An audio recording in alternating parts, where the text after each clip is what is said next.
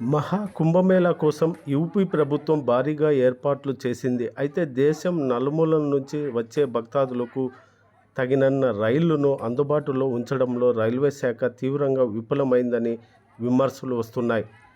రైళ్లు లేకపోవడంతో ప్రజలు వస్తున్న రైళ్లను అద్దాలు, డోర్లు పగులగొట్టి మరీ ఏసీ బోగీల్లోకి వెళ్తున్నారు.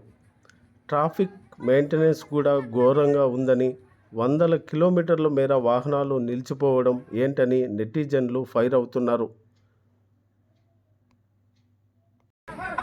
కుంభమేళాకు వెళ్లిన ప్రయాణికులు రైళ్లు నిలుపలేదని, తగినన్ని రైళ్లు లేవని, వస్తున్న రైళ్లు నిలుపలేదని అల్లరి మొగులు ఏసీ బోగీలపై రాళ్లు రువ్వుతున్న దృశ్యమిది.